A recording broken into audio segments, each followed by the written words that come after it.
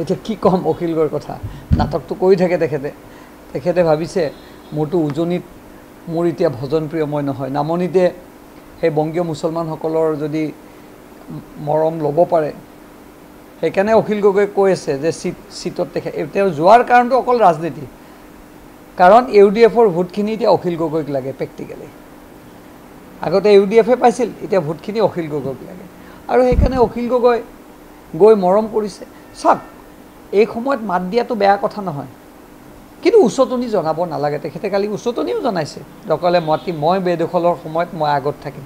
নেপায় এজন ৰাইজৰ প্ৰতিনিধিয়ে অসাংবিধানিক কামত এনেকুৱা মানুহক উচতনি দিব নালাগে আৰু অসম চৰকাৰে এনেকুৱা বেদখল কালি 300 বিঘা মাটি ইতিমধ্যে গোৱালপাৰাত ব্যৱস্থা কৰিছে আৰু যিসকল ব্যক্তিয়ে এই পইচা লৈছে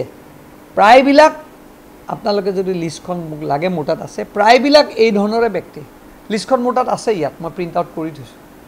কালি মই লৈছোঁ আপোনালোকে লিষ্টখন চালেই গম পাব কোনবিলাক ব্যক্তিক দিয়া হৈছে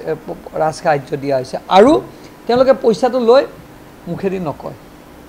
সমস্যাটো এইটো আৰু যিটো হাসিনা বিলত হৈছে গোৱালপাৰা তাত ৱেটলেণ্ড জলা মাটিৰ ওপৰত সুপ্ৰিম কোৰ্টৰ বহুতকেইটা জাজমেণ্ট আছে হাইকোৰ্টৰ বহুতকেইটা জাজমেণ্ট আছে আসাম 1886ত এখন আসাম ৰেগুলেশ্যন এক্ট এখন হৈছিল সেই সময়তে জলা মাটি হওক বা এনেকুৱা ৱেটলেণ্ডৰ মাটিৰ ওপৰত পাবন্দী আছে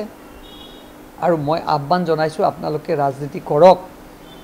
কোনো অসুবিধা নাই মানুহৰ প্ৰতি দৰদ আমাৰো আছে মানুহৰ প্ৰতি দৰদ মুখ্যমন্ত্ৰী ডাঙৰীয়াৰো আছে কিন্তু অসাংবিধানিক কামত আমি কেতিয়াও উচতনি দিব নালাগে